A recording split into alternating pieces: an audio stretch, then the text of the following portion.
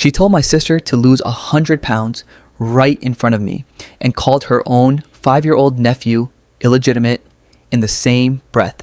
2 minutes. That's all it took for my wife to say something so cruel that my sister packed her things and walked out in tears. And I just stood there, frozen. My sister had a son 5 years ago. Her boyfriend at the time wanted to do the right thing. A shotgun wedding. The whole 9 yards. She said no. Never fully explained why, just that deep down she knew they weren't built for the long haul. That was her call to make, not mine, not anyone's. Here's the thing though, they didn't fall apart into some bitter custody battle.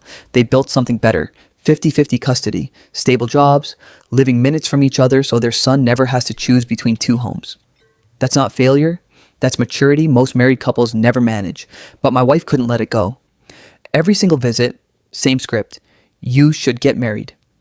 Why do you call him your baby daddy like it's normal? People will think your son is illegitimate. Can you believe the nerve of that? Judging a peaceful, healthy co-parenting arrangement like it's something that needs fixing.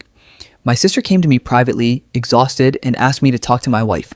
I did. She said she'd stop. She didn't.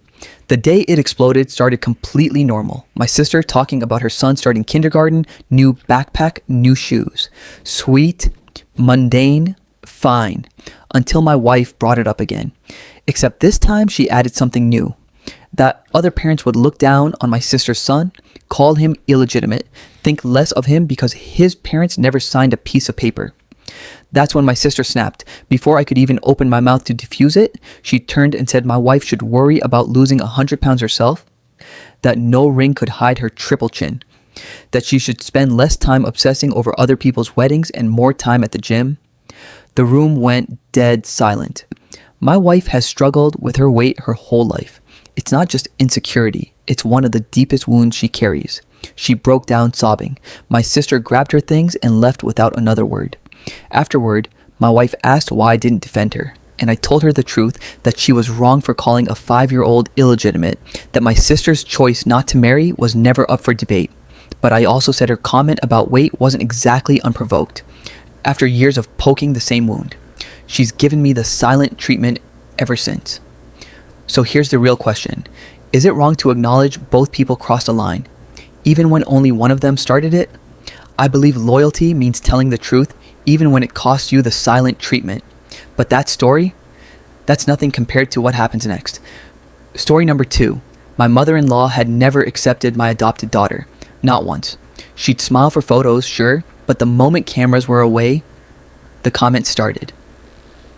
When are you having a real one? Small cuts, constant ones. Everything came to a head at my daughter's birthday party. 30 guests in my backyard. My mother-in-law showed up with a gold-wrapped gift for her real grandchild. For my daughter, nothing. My daughter noticed. Kids always notice. She walked up and asked, "Grandma, did you get me something too?" And this woman said in front of 30 people, "That's for real family, sweetheart. Maybe next time." The backyard went dead silent.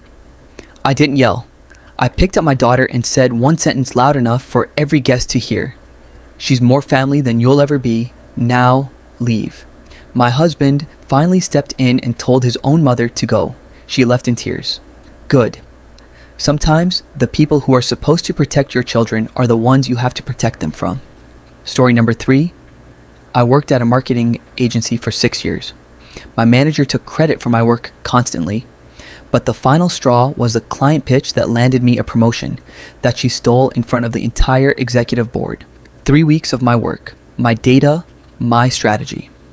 The morning of the pitch, she said I wasn't polished enough to present. She'd handle it instead.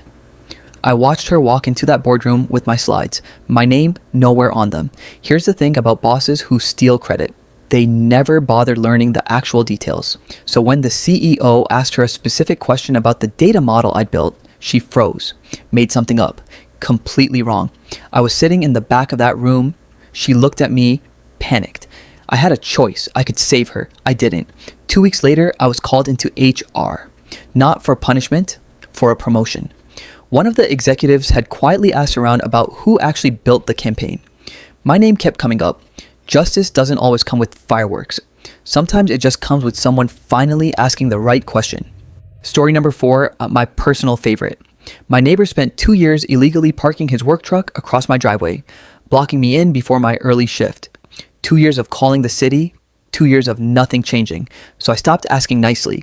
I found out his company had strict policies against personal misuse of vehicles.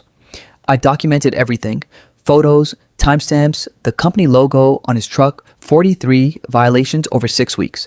I sent one polished, professional email to his company's compliance department. No anger, just facts and photo evidence. 3 days later, his truck disappeared from my driveway entirely. A week later, I saw him in his own car on the phone, looking miserable. The company pulled his vehicle privileges completely. He now pays for his own gas. He's never blocked my driveway again. He's also never said a word about it. Some people only understand consequences when those consequences show up in an email from their own employer. If you think any of these people got exactly what they deserved, subscribe.